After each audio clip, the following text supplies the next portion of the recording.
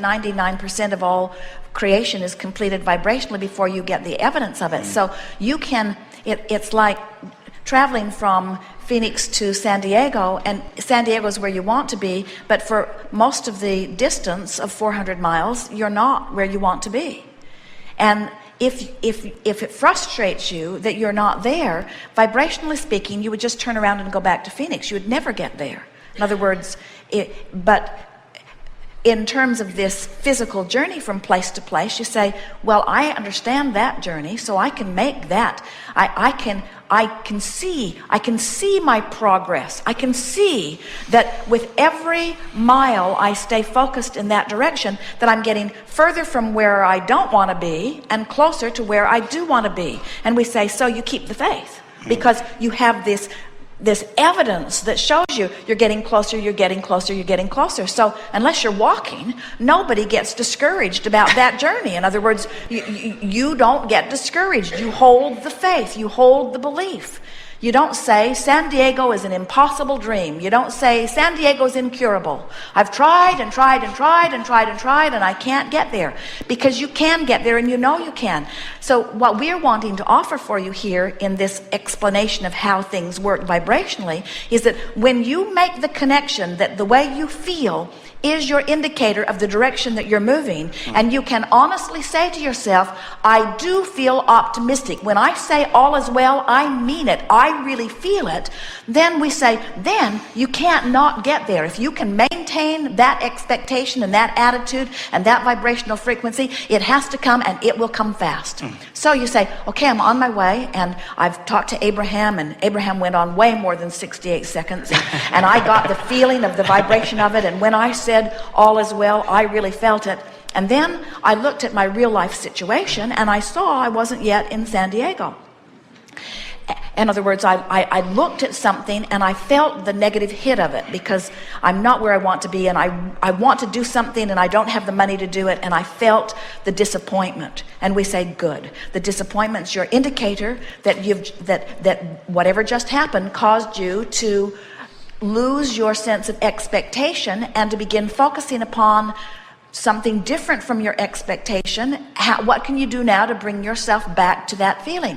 And when you work in that feeling of discouragement to bring yourself to something that feels better, you clean up your vibration in a way that it will never return to that negative place again. In other words, when you feel negative emotion and you take the time to chew on it, as we are here, until you actually feel relief, which will take you usually 68 seconds or more to get there. When you actually viscerally feel the relief, now you're never going to have to clean up that vibration again on that subject in just that way. You moved in the universe. You moved to a different vibrational vantage point. And here's the most important thing that we want you to hear about that.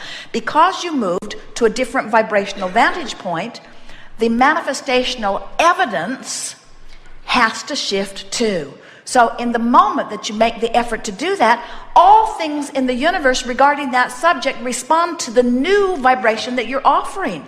So that's the day you buy a ticket that gives you a little winning. That's the day you notice that somebody dropped something on the sidewalk. That's the day you get an idea that pays off for you. That's the day you rendezvous with somebody who has something to offer you, and you have something to offer them, and you exchange something financially as a result of it.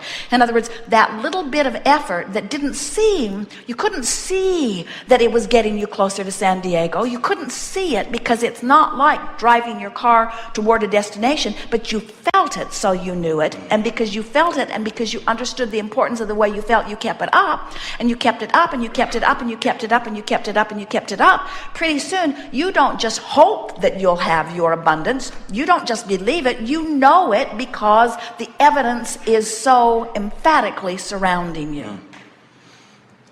Just thought by thought, by thought, by thought, by thought, by thought. You clean it up, clean it up, clean it up, clean it up, clean it up. And what do we mean by clean it up? You tell it the way you want it to be, and tell it less the way you don't want it to be. You stop facing reality and you start creating reality. So your friends say, what are you up to? And you say, all good things. And they say, were you able to buy that thing you wanted to buy, or did you get that job you wanted to get? And you say, I'm right on track with it. And they say, no, you didn't understand my question. Did you get it? And you say, you didn't understand my answer. I'm on track for it. And they say, well, if you don't have it, you don't have it. And you say, not true at all. I have it vibrationally. And now that I've got it vibrationally, it must come to me. It is law. I've got it vibrationally. Well, how do you know it's coming? Because I feel so good. Well, you feel good before you got it. What's wrong with you? I know the process. I have achieved vibrational alignment with my desire, and so it must come. It is law. How do you know you've achieved vibrational alignment? Your negative friend says. How do you know you've achieved vibrational alignment with what you want? I feel good every time I think about it. I feel good when I think about it.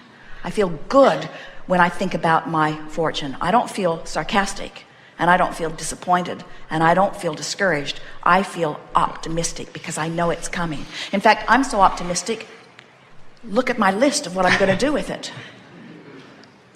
This is my list of what I'm going to do with it. And do you know, every time, there's another game that we offer. It's a checkbook game where every day you deposit $1,000 into your account, vibrational dollars, and every day you spend that $1,000. On the second day, you deposit $2,000 and spend them. On the third day, you deposit $3,000 and spend them. On the 365th day, you deposit $365,000 and spend it. So as you are spending this money vibrationally, as you are mentally spending it, what's happening is you are creating outlets out there for it to go. And do you know, when you create a vibrational outlet, it draws you and everything for the accomplishment of it through you. That's what eagerness is. That's what passion is. That's what your feeling of enthusiasm is. In other words, when you present in this time-space reality the vibrational pre-paving of a desire, it sets things into motion that when you let yourself go with them, you feel wonderful, and when you don't let yourself go with them, you feel awful. Did you hear that? That means that if you feel really bad about something, it means you have asked for something, and the larger part of you has become something that you're not letting the rest of you keep up with.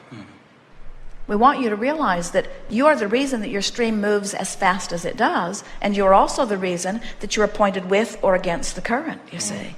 And everything you feel is about that. We want to give you one more, what we see as a very important thing, and that is everything that you want is because you think you will feel better in the having of it. Whether it's money or a material object or a relationship or an experience, circumstance, event, everything that you want is because you think if you had it, you would feel better. And when you discover that just the idea of it will make you feel better, now you've achieved the vibrational essence of it, and then law of attraction has to yield it to you in all of the intricate details that your life has caused you to carve out for yourself. It has to be, and in fact it is. In your environment today, you are projecting, because of what you're living now, into the future, improved life experience, that when new energies are born into new infant bodies who are not resistant, they will then, because they're new and not resistant, reap the benefit of what you have put into the mass consciousness's vibrational escrow. Just as you, in your time and space, are reaping the benefits of what past generations have set forward. Because you just can't live life as humanity without asking for improvement. What we are wanting to propose to you is that you don't have to croak to close your gap, and you don't have to be reborn in order to reap the benefit of what you have launched. You can do it all here and now in this lifetime, and in fact that's what you planned. You said, I'll go forth and the variety will inspire me to an idea, and once the idea has hatched within me, I will give it my undivided attention. Well, isn't that what we were just saying to you? Give your undivided attention to your newly hatched desires, and never mind the reality that was the basis that caused you to want them. Jerry and Esther were in Orlando a few months ago, and they had a new navigational system in their car, and Esther programmed it to where they wanted to be. They were going from Orlando to Tampa. And as she got on the thruway, Jerry grinned and then commented, you know, you're going exactly the opposite direction of the way you want to go. And Esther protested, I did exactly what this system told me to do. And Jerry said, well, whether you did or not, I'm here to tell you you're going the wrong direction. And about then, the system said to Esther, when possible, make a legal U-turn. Now, actually, what it said to her was to take the next exit, and it turned her around on the thruway and got her going in the other direction. But they went several miles out of their way because it was a long way between exits. And then Esther is pondering, because it's a new system that she wanted to trust and had had good results with. So she didn't want to believe that it was screwy, but she didn't want to believe that she was screwy either. And then she said to Jerry, maybe what happened, maybe I did what I thought it said, but I didn't do what it really said, and it allowed me to do it. The old system would have squawked sooner, but it allowed me to do it, and then it just recalculated, so it knew immediately what I now needed to do, so it kept encouraging me in the wrong direction until it was time to exit and go back. So now Esther's all activated about this. She's wanting to know, was I the crazy one, or is this new system the crazy one? And Jerry doesn't care who's the crazy one. He just wants to go in the right way. But Esther couldn't let it go. And then she said to Jerry, you know, maybe I did misunderstand. She said, we could go back to where we started, and we could set the system, and we could retrace our steps, and then we'd really know if the system was the one who made the mistake or if I did. And Jerry said, we could do that, or we could just keep going in the right direction now. And this is the thing that we want to say to all of you. There's this tendency to, because you have scrutinized yourself so much as others have viewed you and you have watched them viewing you, you compare yourselves academically, economically, emotionally, socially. In other words, there's this constant comparison that goes on as you're trying to find your place in the world. Hardly any of you can see yourself as you are. You see yourself as you think you're reflected back through the eyes of the peanut gallery that you think is looking at you, and so hardly any of you have a clear view of who you are. And in the process of that, you lose your awareness that you are where you are, and that there's this place that you want to go, and that you could easily just go directly to where you want to be. Instead, there is this incessant sensation that I need to now explain to whoever is interested, and certainly they all must surely be, of how it is I got here. How did I get here? Let me explain. I will write a book. I will explain to anyone who will listen, this is what I think about this and why, and this is how I got to this conclusion and why, and this is who I am, this is who I am, this is who I am, this is who I am, this is who I am, the good, the bad, the ugly, this is who I am, this is who I am, this is who I am. Did I tell you that this is who I am? And I'd like to explain to you why this is who I am. And we say, let it go. Let it go. Let your awareness, instead of being, this is where I am, this is the thing that we most want this seminar to say to you in a way that you can hear it. It doesn't matter where you are, because it's so temporary.